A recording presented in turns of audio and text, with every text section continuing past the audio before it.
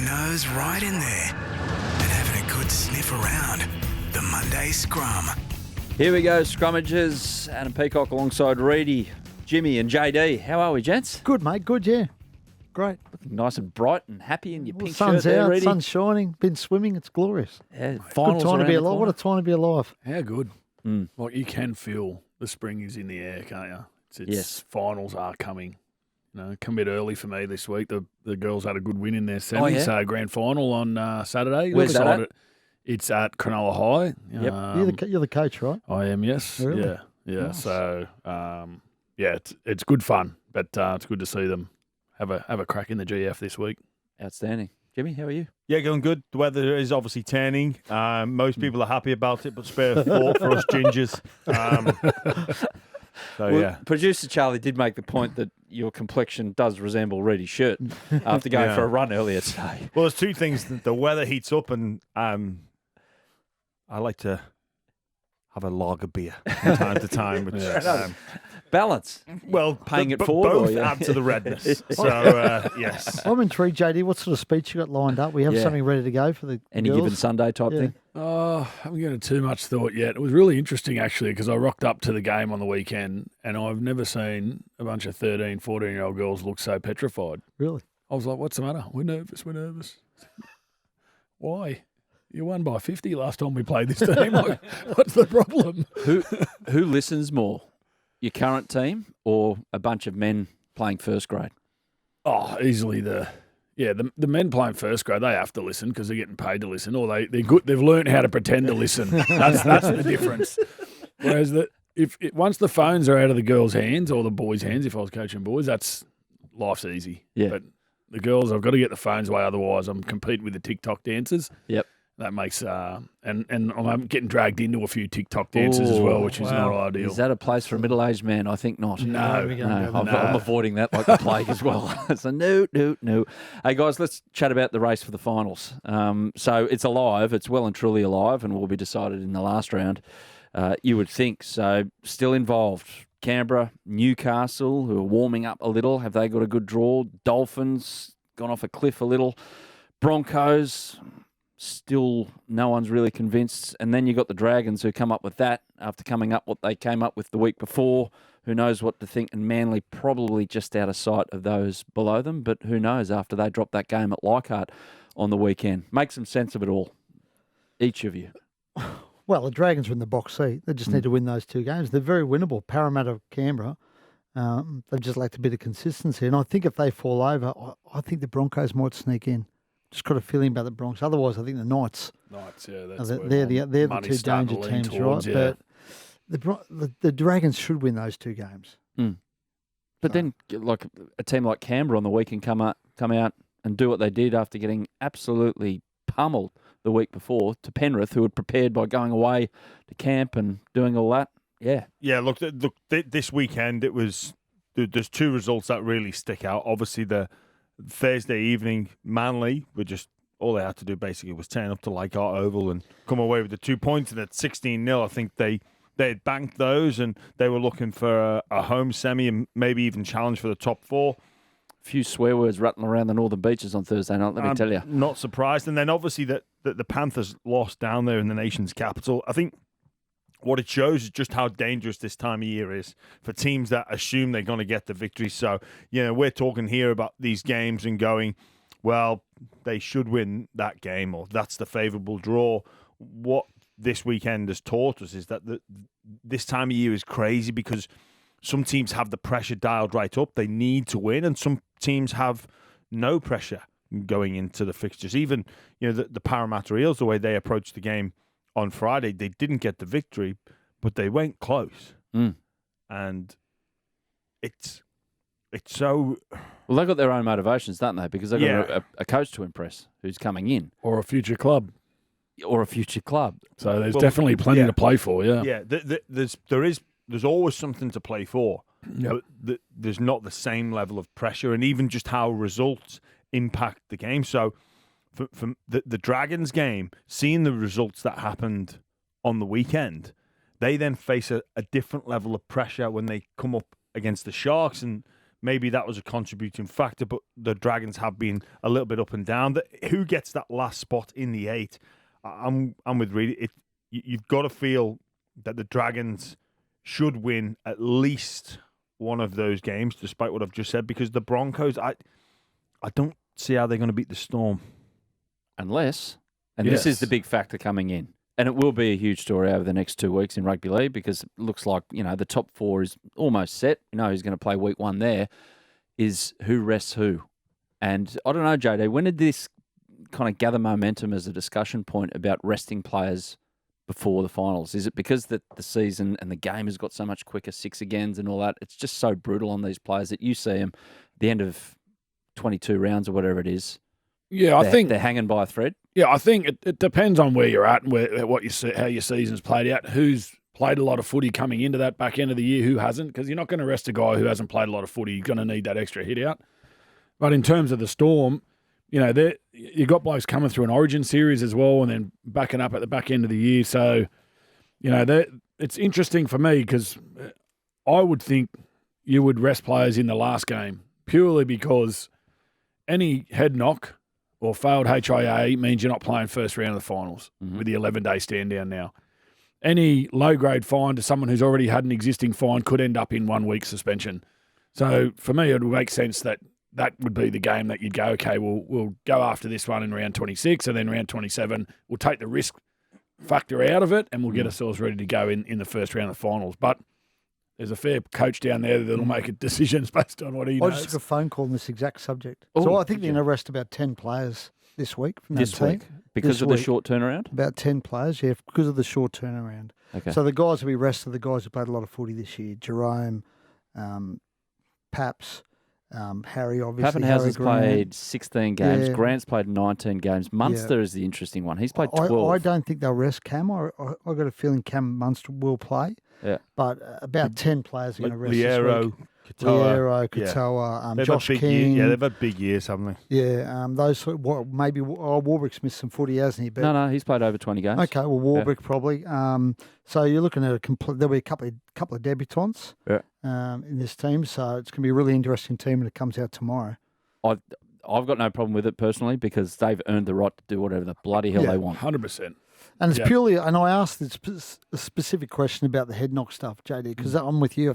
I think that's a bit of a concern, but their bigger concern is the short turnaround. And also the fact they rested guys in the last round last year and it backfired on them in the final. So that's why they're going to knock them all over this week, and they'll all come back for round 27. It's going to come up again in the next 2 weeks is do they do what AFL do and have a week in between? So they've got that 2 week lead into the first week of the finals after the last regular the season issue there, game. though, someone said this to me the other day. What if you got the bye in round 27? Yep. And you finish top 4, so you have the bye, then you have a week off, then you win week 1. Another week So off. maybe not another one week game off. in a month. You make one game When in a Perth month. come in, maybe not an issue, but then an issue when PNG come in. Yeah, Yes. if get it to even teams, which is where it looks like V'landys wants to go to 20 teams, and definitely I think Would that be an issue, JD? One game in a month? Would you consider that an issue? It could be, yeah. You want to be battle hardened when you're getting into finals, and you want to keep the momentum. And one game in a month is tough. It's tough to do. And you might get through that first game, and then you're going to go up against someone who's had 3 big games in a row. You'll get the benefits at the back end, but that connection and that. Did you ever have issues with your team who knew they were going to play finals motivation-wise over the last 2 games to make sure that they took care of business? We had 2 in my first year as a head coach, and then in my first year at South, we had happened to us twice. Yeah. Where we played the same team in the last round that we knew, regardless, we were going to be playing in the first week of the finals. Weird. Yeah, so we played the Roosters, Yep. and then depending on who wins, was going to get the home final. But resting players against the Roosters is not really an option for South Sydney, and not really an option for the Roosters either. Hard one to get past the board. Yeah. So in the first year we won the game. It was a brutal game of footy, and we won the game. But we came out of it with Jane Gagai injured. James Roberts had a broken finger. He ended up playing the following week, but it wasn't great. And we lost Sam Burgess suspended. Was that chaotic one? It was a hair pull. No, that Allianz? was the in following front. year. Yeah. Yeah. So then well, it wasn't the following year, a few years later, my first year as a head coach in 2022, we played them in round 26, I think it was, whatever it was then, round 25. And we literally did no video. Said, we're just going to go and be South Sydney. We're not looking at the Roosters at all. As it turned out, I got COVID. So it was the first game at Allianz. Yep. And that was a crazy game. yeah. Yeah. I got COVID. So I was sitting at home just going, how good's this? I'm just going to sit down in like a nerd and just in my wife had locked me in the room back then when COVID was like real high priority and keeping people clear. And just sitting there going, just breaking it down. Okay, yep, just planning the following week, and then came in got me test cleared. Came in the next week, and that was the week. The sin bin Sunday was the first round of the finals where there was seven sin bins. It's an interesting one game. for Robbo, right, in round 27, because they play Souths again, and those games are always so emotional. Yeah. Does he? Well, can he afford to? Maybe he can afford to rest players. It would depend on, but they're still pushing. Oh, they won't be able to afford to lose a game with Penrith and Canterbury banging on the door and the Sharks for the top four. They would only lose a home final, though, right? You would still have a second chance, I imagine. Would you be happy to give up a home final to protect yourself in a game like that where? Well, their record against Penrith as well. They lob fourth. They go down to Melbourne first week. So that's less than And they don't want to play Penrith. Their record against Penrith and Melbourne is diabolical. They've won one of their past 20 against those two teams. Probably have to sort it out. The Panthers, based off the fact that the Roosters play on the Friday, the Storm, that doesn't really matter. But the Panthers play on the Saturday. They play the Titans, the final game of the season. They might elect to rest players. And just go, you know what, we're in the top four. We're guaranteed. Well, their problem is Canterbury's, I think, right up their backside at the moment. I think Canterbury have... Yeah, it'll depend on... If they win this week, then Canterbury won't be able to catch them. Yeah, okay. Jimmy, how did you find it as a player, knowing you're going to play finals and going out there to try and perform, but not go over the top? Yeah, look, you want to remain professional, but in the back of your mind... You're knowing, like, it's not about this week. It's about the following week. Like, realistically, we're preparing for the following week. And I've been involved in a couple of games. One, it springs to mind, against the Titans in 2014. We actually lost that game, and it was chaotic. We played South Sydney once. I think that was 2016, round 27. They couldn't play finals. We were already in finals. The result didn't, in both of those incidences, or those games rather, the result didn't matter. With our position on the ladder didn't change. It was just about the following week. And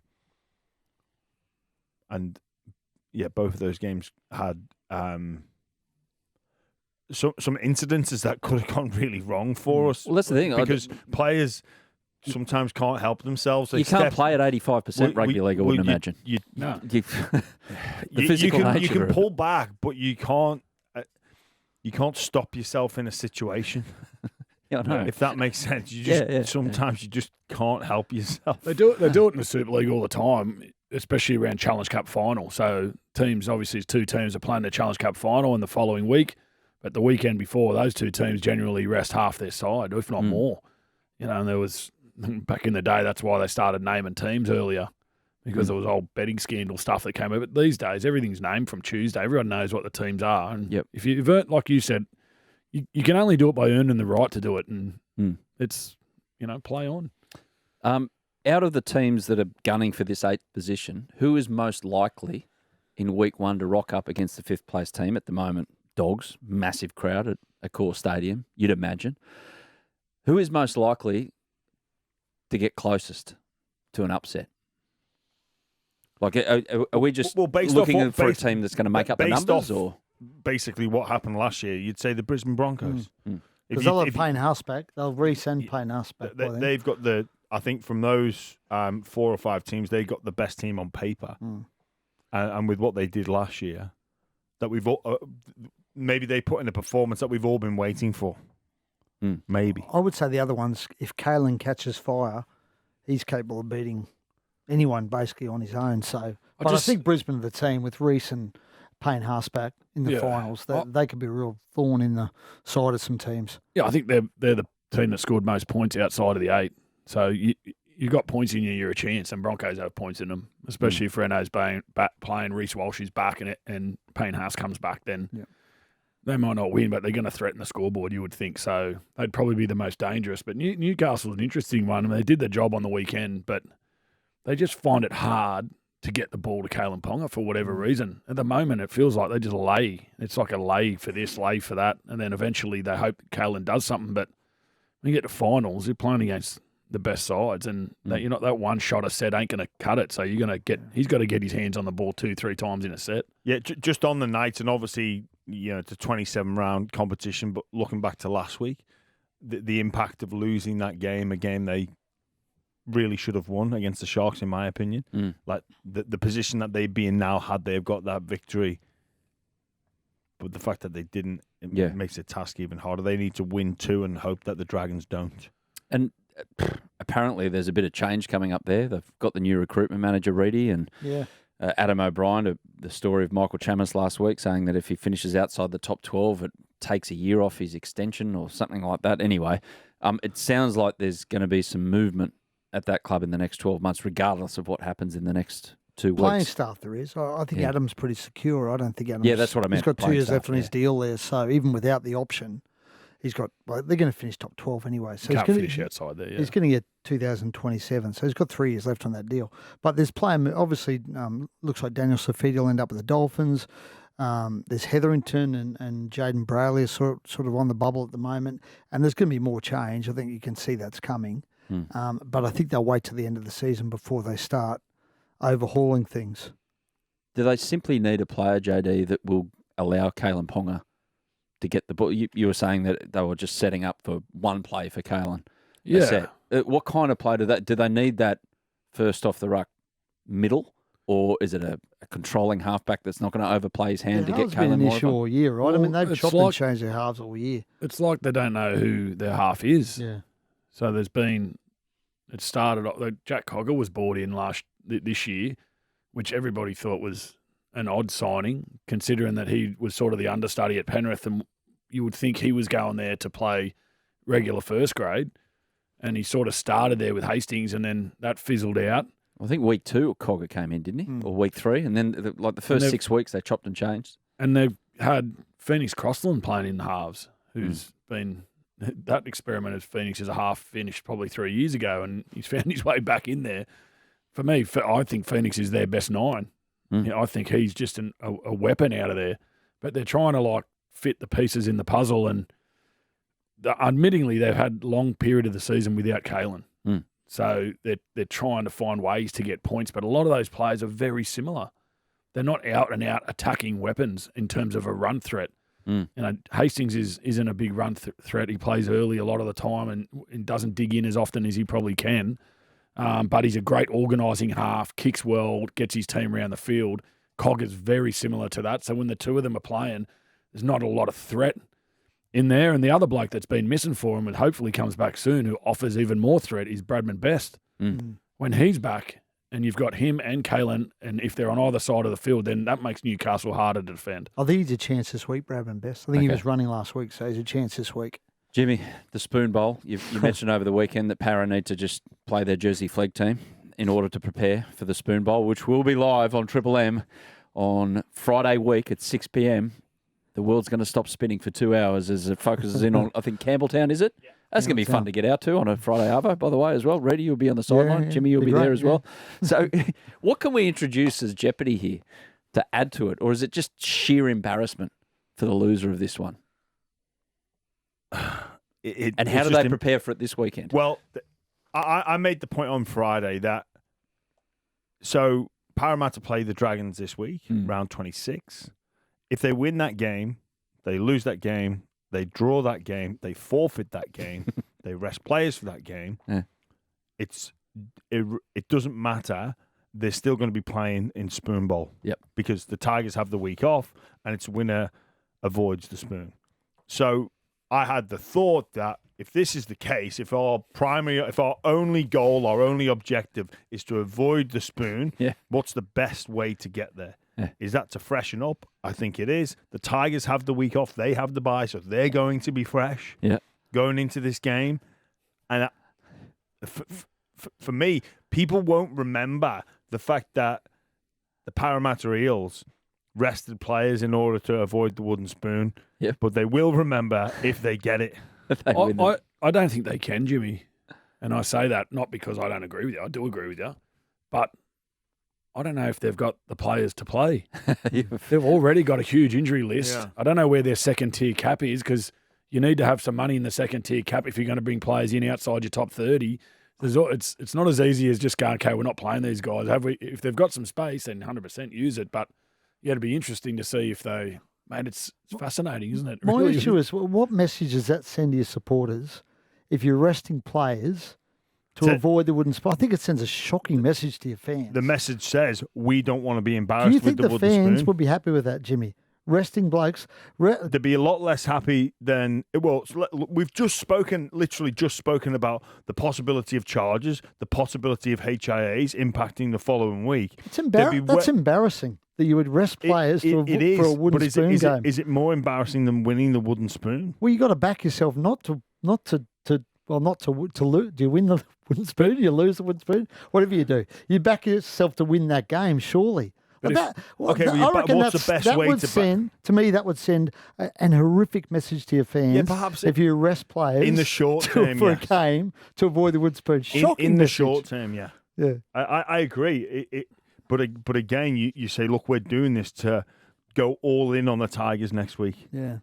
But if they do beat the Dragons, a draw is enough the following week. That's true. That's true. JD. Play for the draw. A draw. Well, you never know. You never know, mate. That is enough. If that game goes to Golden Point, it could very well be. There'd be. We're at the Can bottom you of the imagine end the blockers situation? Oh my God! I don't even think it's worth it. Yeah. Like, I reckon you just run away. Well, it'd be a good experiment before the final series anyway. Everyone will get to see how it's left. Can you imagine the tension and around that game if it goes to Golden Point and there's blockers and offsides and captain's challenges, head highs, Loser doesn't go to, spoon winner doesn't go to Magic Round next year. Is that still the rule? I don't think that's the rule. Is that not the a rule? No, I don't think so. Well, they weren't there this year, the spoon getters from last year, I'm pretty sure.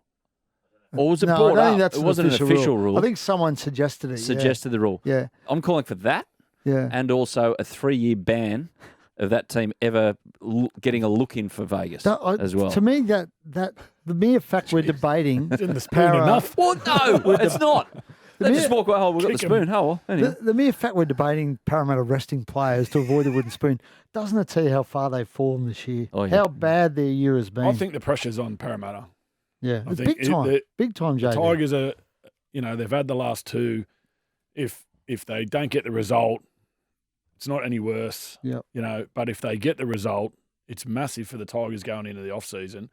On the flip side of that, if they Tigers get the result and Parramatta don't, it's just signifies a pretty lonely off season for them. Have they got much talk around them in terms of quick fire roster change with Riles coming in? There's change going on there. We'll discuss one of them in mail a bit later. Oh, but hang there's on. some, He's hanging on to someone for mail. There's plenty. Look, I think there's going to be plenty of movement there in the off season. Okay, we'll get back to that for mail. But for now, Expect an announcement. WTF. Here we go.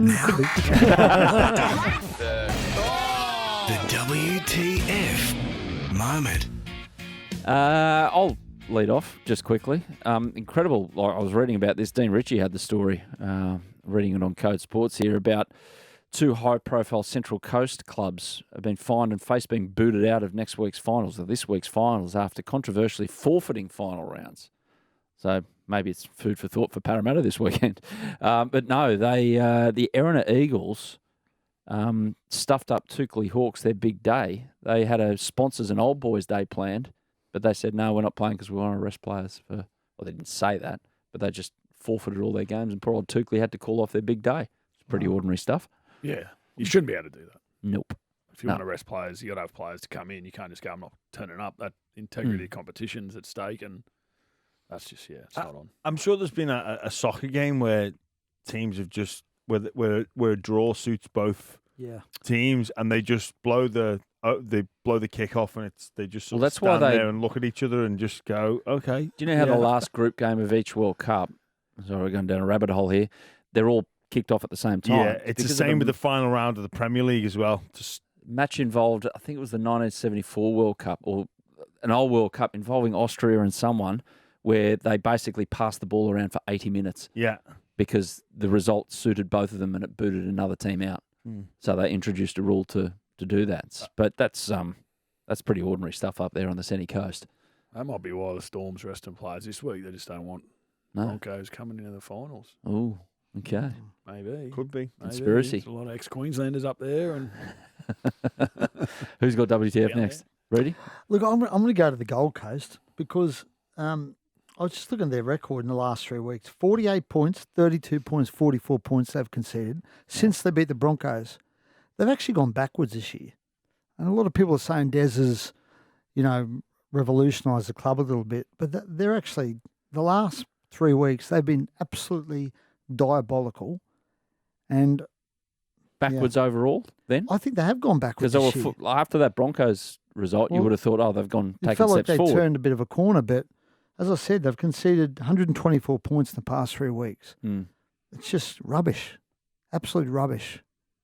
For a bloke like Des who prides himself on the defensive side of the game, is that right, Jimmy? Yeah, it does, but I think of a season snapshot overall, they were involved in a lot of tight losses. They started the season 0-6 from memory, and some really close losses. One down in Canberra, that really springs to mind. A couple of others where they showed plenty of fight. They got pumped by the Dogs at Belmore, but I actually think they've turned around who they are. Last season or the previous few seasons, they were known as that team to get out to leads and then capitulate, but they've chased down a few. Brisbane Broncos being one of them. Well, the last 3 weeks, Jimmy, I think smashed. I think they've looked. Put the cue in the rack. They've looked tired, haven't they? They've looked really tired, but they were favourites going into that game against the Sharks.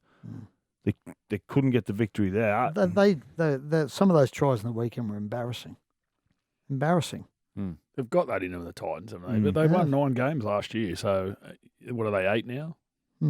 So unless they win more than 9, then they've gone backwards. Yeah. That's how I see it, rather than... It's a very logical way of looking at it, JD. JD. Logical way, yeah. That's not how allowed on else this do show. it's, like if you go and you want to be winning more games than you to show improvement, that's what we're all based on. Yeah. Exactly. And if they're not, then they've gone backwards. I think it's been a real their season's been very anticlimactic. Yeah. Des came in and we all thought, well, a lot of us thought that Des had turned the joint around, but it just feels like they're just, once again, they're just treading water. They have been without, in its entirety this season, without their best player. Yeah, but, he is their best player. But yeah, plenty of teams have had injuries. Yeah. So. Jimmy, WTF? My WTF moment comes from another sport. We've got plenty to pick from our sport, but I think we're going to get to those in a moment. The Premier League, Everton, my team, get beaten 4-0 against Tottenham, and in today's day and age, whether it's for environmental reasons or speed reasons, efficiency reasons, the players get the train back from London, and the Everton players were greeted by some Everton fans who had some very choice words to say about the players. I've shown all three of you the video, and it's a bit... We can't put the video up because there's too many swear words, and it'll just be a continuous beat. But on a segment called WTF, I mean, plenty of Fs get used. I don't know, it's a bit of a funny one, and how accessible the players are, but I don't know if you should be abused like that. I don't know if they're gonna. I've been part of teams that have been booed off. Scathing reviews from the fans and the public, but from 5 feet, you haven't been told, see you next Tuesday. Yeah. And two games into the Premier League campaign, and it's a bit. I don't know if it's a bit much. Yeah, exactly. But one of the betting agencies have paid out on them getting relegated. It's already Yeah. more saying Jimmy. have they? Yeah. I tell you, They have. a funny story about that. I was playing at Wakefield at the time, and we were under the pump a fair bit. We played Huddersfield away, and we led 20-0 and got beat 22-20. Anyway, after the game, we go leaving Huddersfield, McAlpine Stadium was called at the time, and there was about probably 100 Wakey supporters waiting at the bus. And the coach, Casper Tony Smith, says to us, boys, you have to come with me. They're going to lynch me out here. And I'm like, I was the captain of the club. I'm like, yeah, sweet, all good. So we walk out, And we walk out and they're just into Casper, into Tony Smith. And he goes, I don't know why you're blaming me for it. It's these blokes who can't play. He got straight on the bus. Oh, we all looked at each other like, oh, I had to giggle when I got on the bus, but a couple of boys were filthy. I saw the funny side of it. I thought, oh, man. And we all just go, oh. Did he last much longer? No, he was gone. Hasn't he been one of the great survivors, Tony Smith? No, this is Tony. He's an English Tony Smith. Oh, different Tony Smith. Different Tony He's Smith. wow. ex-halfback, played for England and Brilliant. Wigan, came through Wigan, Hull. He was a good So player. Good little player, great little player, great fella. Yeah. Quick thinker. Quick thinker. And he's a cheeky bastard as well. Typical, Sorry, cheeky bloke. typical So- Yorkshireman, that. Typical, Typical yeah. Yorkshireman. Hey, come with me, lads. Come on, mate. Hey, these lads. But when it was just that split second where you realised, man, did he do that? It was like, yeah, he did. I was like, I played well. I nearly said I had a crack. These blokes didn't have a crack.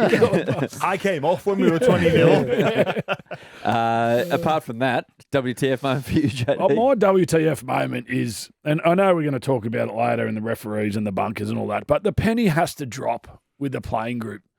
The penny has to drop that hitting people in the head is not on anymore. And you cannot plant your feet from 4 metres away and lunge your body into a collision and say, oh, well, he dipped. The responsibility is on the player. And there's too many over the weekend where they have taken no responsibility.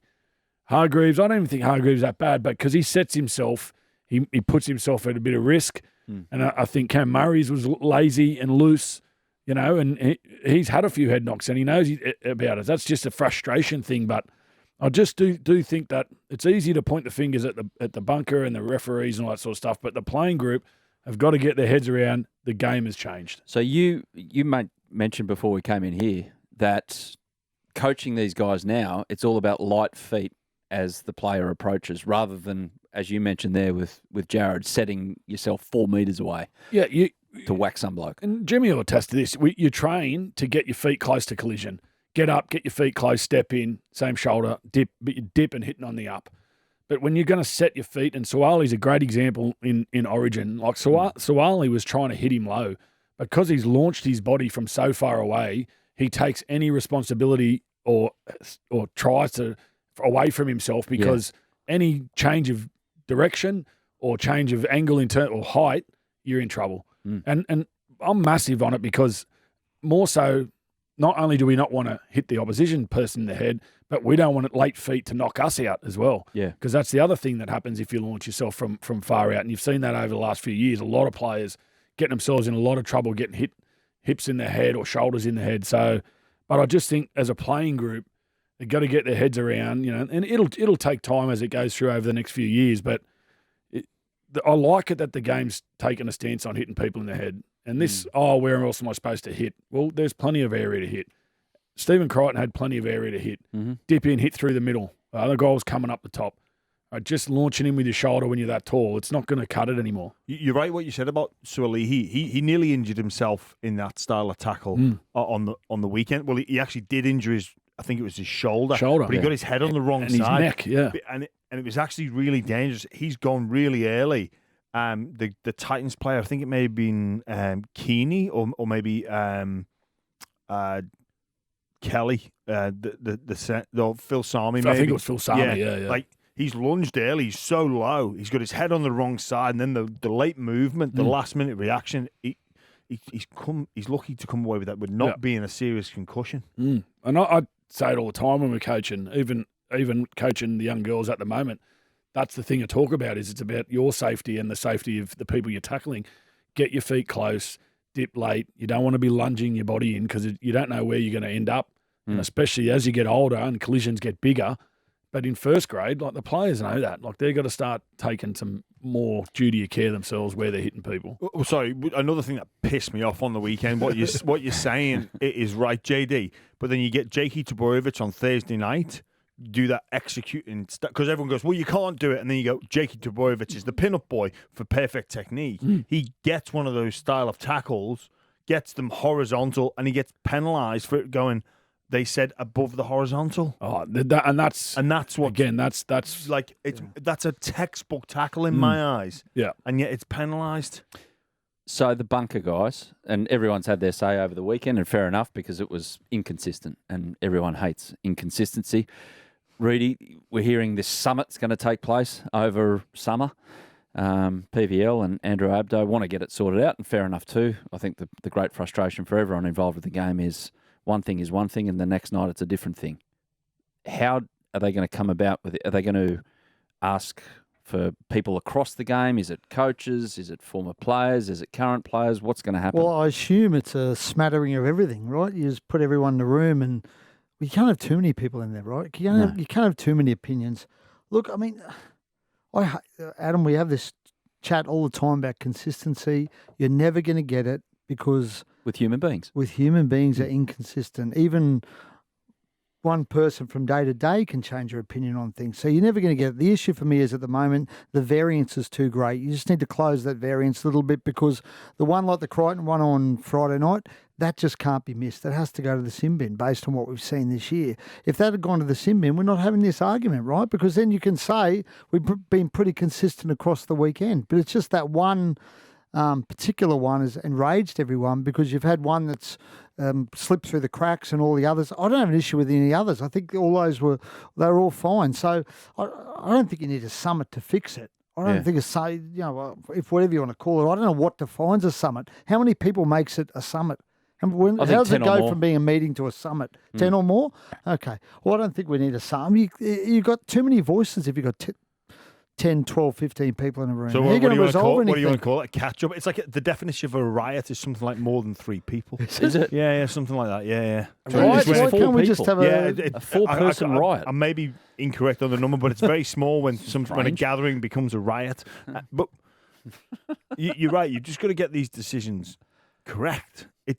You're never going to get them all correct, Jimmy. No. And the sooner we stop worrying about perfection, you are never going to get it. This game's been going on 100 years. It's not perfection. If you look at the sin bins on the weekend, right, for all the high shots, there's variance in all of them, and all of them have suffered different consequences. Some are a fine, some have been 2 weeks, some 3 weeks, and that's where the consistency can come in because they're going to sit down and review it.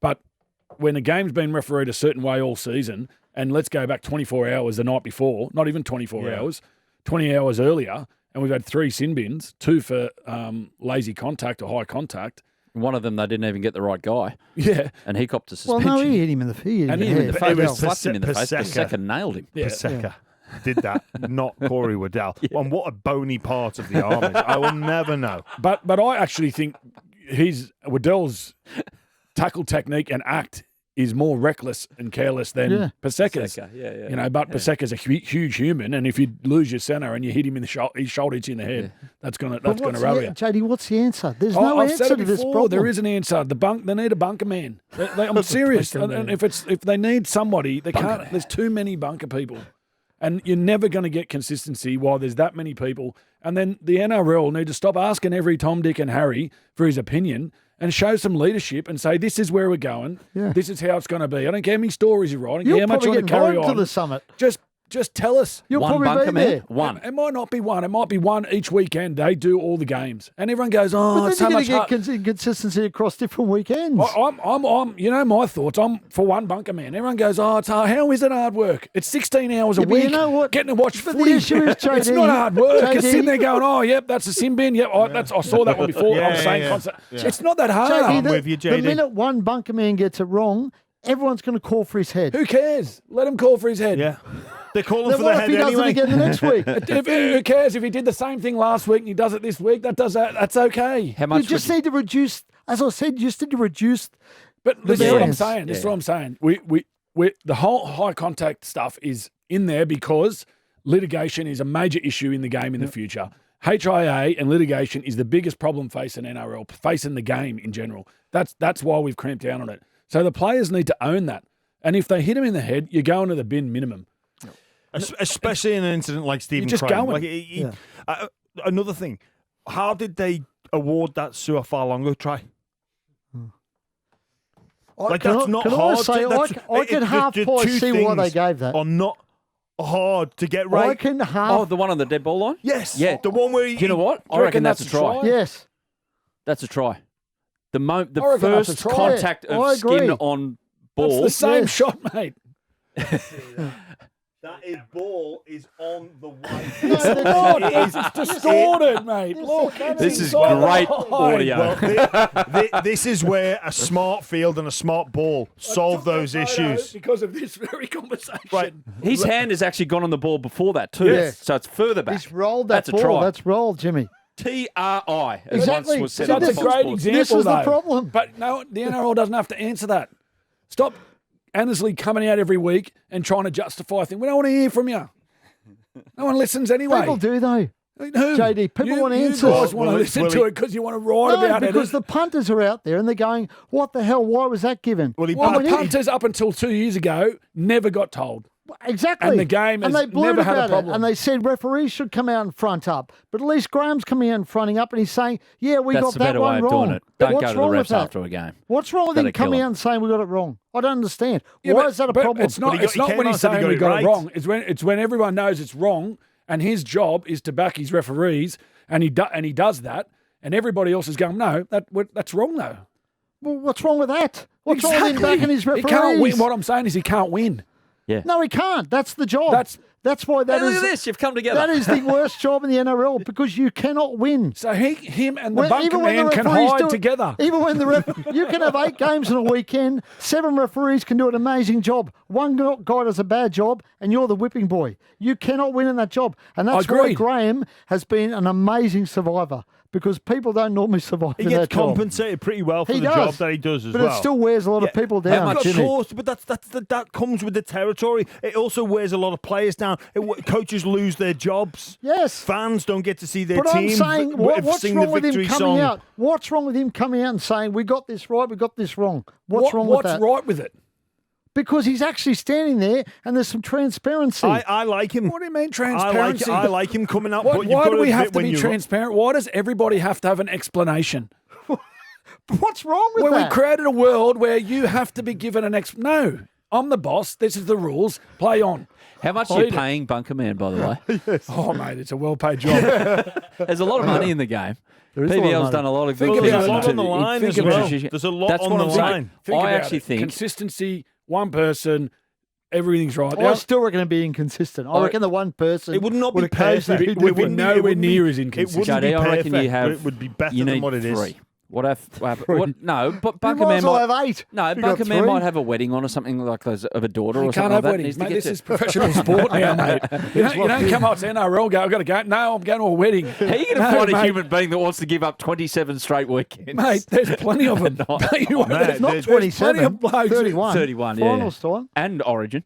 Yeah, that's My true. missus would be happy because I'm sitting at home watching it anyway, going through every decision. You can get it JD, set up, Bunkerman. set a I studio reckon up you at need home. 3, but you need to pay them $300,000 a year. And then the next you story don't need would to be, pay them 300 to sit Why in a not? bunker. why not? Because they're just sitting in a bunker over It's the an important weekend. job. How mate. much is revenue is generated by the NRL each year? And this is the big sticking point. You pay him whatever it is, then Yeah. you weed out the riffraff. Yeah. Exactly. Like you pay them top dollar. Pay them I reckon properly. the buy round could do it. Oh, imagine that. I like it. Imagine JD. Brandon Smith. Imagine Brandon with his finger on the button. Yeah, yeah. With 8 cans of empty Tui's New sitting there as well. By the way, James Graham, in America, under federal law, it's 3 or more is a riot, but in Australia, it's 12. So, yeah, 12. 12. It's an interesting one from the Yanks, that isn't it? Have 3. you got what a summit is? Yeah. What's a summit? A summit, I don't know what a summit How many is. people are required for a summit? I still think 10 or I'm more. going to Google that. Yeah, 10 or more. And they should live stream it as well. Imagine that. Penrith, by the way, we just quickly loop back to Penrith. Are they cooked? No. Are they, or is it all Cleary dependent? Nathan, not Ivan. Oh, I think that takes a bit of adjustment. You know, they lose Nathan last week in a tough game as well. Let's remember they had a pretty brutal game. Then they're going to Canberra and they're playing against a Canberra team who's desperate. You know, their season's on the line and were poor the week before. So the other thing that's been left out of Canberra in recent weeks, which gives them some hope going forward, is the difference Jordan Rapata makes to their team. He just lifts everybody by 10% when he's around, purely through his effort and his energy in the game. And I don't think he'll be there next year, JD. I think he's off contract. I don't think he's staying. Really? I think he's looking at going to Super League. Save it for Mail. Save for March. Oh, And he sorry. can. Well, it's again. He's looking. So, yeah. He's going to have to look at what's best for him in terms of setting up his future and all that Yeah. sort of stuff in earnings. But Penrith, this week they got the Bunnies, who Cam Murray's going to be suspended. They got every reason at home to get their season back on track. They definitely need Cleary back. I can't see them winning the competition without Nathan Cleary. Oh, impossible. No way. So they know they need him back. But I liked what Cleary said after the game. It's not about getting there. We want to get there playing well, and we're not playing well at the moment. So that'll be their focus through the week. See, I reckon you could argue. I thought that they were the better team against Canberra, and I think they were the better team against Melbourne. Yeah. They just didn't get the win. Well, Cleary stays on the field. They beat Melbourne. Yeah, I'm with you, and I don't think Melbourne's first try was a legitimate try. I think that was an obstruction. I think that would be. There's another thing that we talk about. For me, the biggest thing with consistency in the bunker is the lack of clarity on what is and what isn't an obstruction. But anyway, we've moved on. I can tidy that up, mate. Yeah, Bunkerman over here can sort Honestly, that. that debate's been going on for ever since I've covered the game. 25 years we've been Don't, talking about Ready. obstruction. Okay. rules. We've left it all just on Penrith. in our trail. This is a really interesting title race. I think the Panthers, the Roosters, and the Storm are all probably neck and neck in terms of favourites for the title. What Penrith have got going for them is obviously their history. They've got experience in these big games. They've got the fact that they want to send Fisher Harris and Luai out as champions again. But let's be honest, they need Nathan back, and they need Nathan to be able to contribute to the game. It can't be a Cooper Cronk style grand final winning performance where he was sort of hidden defensively. They need Nathan. And you can't do heavily. that for 3 games. You can only maybe do it for 1. You can't. So they need Nathan available for 3, potentially 4 games to have a shot at winning this premiership. One thing I've found about Penrith this year, I was wondering about how they deal without having that punch of Spencer Leniu coming off the bench. So Leota and Fisher Harris, they use in tandem, or sometimes they go one on, one off. Occasionally they're on. I don't know. You can tell me, James Graham, you played in this position, that they've adequately covered for that. For him, like having 3 immense middles, now having 2. I'm not saying that the other guys that are utilising there shouldn't be in first grade or anything like that, but I'm talking the best of the best. And it's just not as, I don't know, sometimes they're not as punchy. Well, absolutely you know what I mean? not. Of course not. Well, you're not going to be able to replace a guy like Spencer Leniu. There is, I still think Isaiah Yeo is the most important middle for them. I really like Liam Henry and what he can produce, but he's not up to Spencer Leniu's status just yet. So, look, they've evolved on from Api Coruscant. We all thought he'd be the catalyst for them falling off. Mitch Kenny comes in, and is he Api Coruscant? No, but they find a style and a way to perform and win games and be excellent. Absolutely. So, look, the Penrith Panthers are not done by any stretch of the imagination, and it may arguably be their most difficult task. Get Nathan back, but also the fact that where they sit in the table at the moment, in all likelihood they will have to go either away to Melbourne in week 1 or away to the Roosters in week 1 of finals, which is a monumental task. Like it's against them. That they would have loved the opportunity to have that home semi. Well, they may have to go Penrith. away to Melbourne and then away to the Roosters in the prelim, Yeah. potentially. Yeah, so That's just and then have to play Melbourne again. They finish maybe in top the grand 4 though. final. They'll go away. They win first game. Then they're at home after that. Yeah. Or they won't play. They'll play a prelim at a core.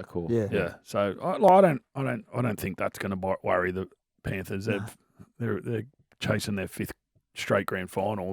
They know how to do it the easy way or the hard way. But I think they just need to get They need to get their best players playing their best footy. That's Edwards playing his best footy. You know, we just touched on it then. The 9, he didn't play on the weekend. So they had Summerton, is that his name? Yeah, something, yeah. He played, so they missed him big time for that starch in the middle third. They need Fisher Harris. They need Leota absolutely firing. Because when they're firing, the 2 of them, they're lethal. You saw that in the grand final last year. Yeah, well, they both dominating. came off. When they came off, They came on for the last 20 fresh, didn't they? Yeah, but when they went off, that's when Brisbane scored 3 tries. Yeah. And that's when the team fell away a little bit. So they're so important to – if they get those guys all firing, which no doubt they will. Liam Martin just came back. He missed a couple of games. Dylan Edwards has only just come back as well from missing a few weeks. So, they got Souths and Titans at Penrith the next 2 weeks. I think Edwards has only played 12 games for Penrith this year, Cleary 10, and they still find themselves in this situation. It's pretty impressive overall. And they got their last 2 games at home before they rip the joint down and rebuild because they're off to Taruva's the interesting one as well. I reckon they're missing him. So I'm not sure what's happening there, but he's been a good player for him. I think they need to get him firing for the final series as well. I think I can hear him in the distance. Not too distant, far away now. Here we go. Read about it. Read about it. Reedy's Mail. The mailman. Yeah, you Here asked he me about is. Parramatta earlier. It's a really intriguing subplot to this weekend, Ooh, I Parramatta love a v. the subplot. Dragons, because obviously Regan Campbell-Gillard's been in talks with some rival clubs about potentially moving at the end of the season, and it's sort of become the Dragons have become the priority. I know there's been some attempts at further talks today between Regis management and the Dragons. I'd be surprised if there was an offer on the table at some point this week for the Dragons for Reg, to get Reg to the club next year. And as I said, it's a really intriguing subplot because obviously he's trying to end or sabotage the Dragons seasons this weekend. And then next year it looks like the way it's tracking, he'll be playing for them. So... it's one to keep an eye on this week, I reckon. I think we'll see a bit of movement. Look, this has been dragging on for a few weeks now. The Cowboys are interested. They weren't willing to go to 3 years. I don't think the Dragons at the moment will go to 3 years, but they want Regan Campbell-Gillard there next season as it stands. And I reckon the next 48 hours or so, we should see some real movement in that situation. 3 experienced players that Flanagan's bringing. Yeah, they're building nicely, aren't they? I mean, Cool. they've had a great year this year, but it's sort of... I think they've exceeded a lot of expectations this year, the Dragons, to be in finals contention this late in the year. But as you said, you chuck in Val Holmes, you chuck in Cookie and Regan Campbell-Gillard. I mean, that side's really starting to take some shape. So, as I said, I think it'll move pretty quickly this week. They're on the wrong side of 30 as well. So that's the risk. The challenge is getting the best out of them for at least another couple of years. So they're quality players, had great careers, all of them. So it's going to be a challenge for Flano to make sure he gets the best out of them because he's going to need the best out of those guys for another 2 years. And that's why the Cowboys were reluctant to go to 3 years. Well, there's a couple of reasons, right? One was Regan's age, but also they've got young Griffin Neame up there. They were locked in talks with Griffin Neame over a contract extension. Then he saw in the paper that the club was chasing Regan Campbell-Gillard, and he sort of stepped back, and those contract negotiations were put on hold as a result of that. So I think the Cowboys decided we're better off going with the young fella we got up there. So. There you go. Look at that Purdue coming through as well, who's going to be a player, gun. isn't he? Yeah. Tigers, look, I think we spoke last week about Jack Bird and the Tigers, didn't we? Did we talk about Jack last week and the Tigers? Yes, we did. Yeah, I think you told us an announcement was imminent. No, I never said that. Corey Horsburgh. But the Tigers have put an offer to Jack Bird, a 2-year deal to Jack Bird. But Jack and his management have sort of hesitated on that deal. So at the moment that offer's on the table. Jack hasn't taken it up. And the Tigers were looking, unless that deal gets taken up, I think it's around the $800,000 mark for 2 years. The Tigers they'll leave it there, but they're also looking at other options. Amongst them, Corey Horsburgh, Royce Hunt, we spoke about them. The latest guy they're looking at is Kobe Hetherington, the Broncos forward. Apparently he's potentially on the market, and the Tigers are looking at him as well. So they're looking at plenty of moves at the Tigers in the off-season. Is Royce Hunt off contract? No, he's off at the end of 25. But he's been told he can talk to clubs for 26, I think. But I think there's a sort of an understanding that maybe if he gets a deal, they'll potentially look. We've got Fanua Blake coming in that's going to take a big chunk of their cap. So, and he's got a few clubs chasing him. Souths are in there, I think, early doors. But the Tigers are looking at. I think they're looking at advancing some of those talks this week with Horsburgh and Hunt. But Kobe Hetherington's an interesting one, who's sort of appeared in their radar. I like Kobe Hetherington too. Yeah, I think his best footy's definitely ahead of him, and he's sort of limited with the game time he gets up there because of Pat Carrigan and Payne Haas. Those guys play massive minutes, and the rest of their middles try to, take up the scraps, I suppose, of what's available. So was he there when you were there, JD? He was coming through as the kids. They had a great group coming through, obviously, in Payne Haas, David Fafita, Kobe Hetherington was just under that, Corey Pakes, Tanner Boyd, who's gone to the Titans now. They had a gun group of kids coming through. And the back rower middle who's playing at Manly now. Bullymore. Bullymore, they just got a production line up there of young kids coming through. So Is he a good trainer, good human, Kobe? Because I think that's what the Tigers need. They need good trainers, oh, good leaders. he came through as a 9 and stroke 13. Yep. You know, I remember coaching him, thinking, man, he's got something about him. This kid, he's good off the ball, out of 9 as much as he is at 9. So. And he's got his old man's competitive nature, you know. He's just in for the fight. He wants to work hard. He's dogged. And he's perfect for the Tigers. It'd be a great signing for them. Yeah. Just on Latrell, I mean, this has dragged on a bit now because obviously he's accepted the sanctions from the NRL. I was checked in with the NRL today. Look, they're actually in no rush at the moment to finalise those sanctions. And what's interesting is Latrell's also going to front the South Sydney board this week. And I'd expect they'll hand down some sanctions probably early. I believe the meeting's early this week, the next 48 hours or so. So I imagine you get some sanctions out of South Sydney, significant sanctions for Latrell out of South Sydney in the next 48 to 72 hours. Significant fine. But South are also pushing the NRL. They want a resolution to this talk that Latrell might be forced to serve that suspension next year. They obviously don't want that to happen. And they're pushing the NRL, I think, to get a decision on Latrell this week. Surely they do it this week to get it away from the finals. Well, you would think they would, but, you know, it's dragging on a little bit. Yeah, it is. What else? That's it. That's it. All done. I think we're done now. Nod from Charlie. Any James? mail? No, I've got no mail this No. week. Oh, Nothing. Quiet. No. Sean Dyche under pressure at Everton Smart. after a 4-0 loss. he's thinking. He might have something. He's thinking, grabbing something. Oh, he might have a big one. JD, good luck in He might have the a so big one. grand final this We'll week. get What's Matt. the deal with Weekend, mate. Brandon? Yep. Big GF. Why didn't Brandon luck. play Thanks, at the mate. weekend? It is calf. Calf, is it? Oh, there you go. Oh, yeah. Brandon Smith, calf. We'll find out later if he's going to be back. Oh, Teamless do you know? Tuesday. Keeping that. Do you know? Mm, Have you got Paramount- any mail for us? Do you know? No, can't say. Yeah, no. You guys are going to have another host for the next 2 weeks, by the way, as well. Oh. I'm going on holidays. Oh, where are you going? LA. Oh, Well, you've just had Yeah, just come 4 weeks back. off with the Olympics. I worked every day during there. what are you doing over there? Just going on holiday. My daughter's dancing in on American television as well. So Oh, Oh, good's that? no, hey. and Just then watch it on the TV. You going to some sport? it's While better if you go. you going to some sport while you're Support there? it. Sneak in might- some sport? I might catch sca- something. No, you can. Okay. Don't know you know, what. Just scale it all into like 30 minutes for the TV. It's a long day to sit, to like be sitting around watching. Go to Disneyland. Go to Vegas. Mate, I'll how do a good- recce for you blokes for next. How good's your life? Yeah. Well, good life, isn't it? Thanks. Cheers, guys. Disneyland, adults in Disneyland. Big red flag. Thank you, gents. Have a good week.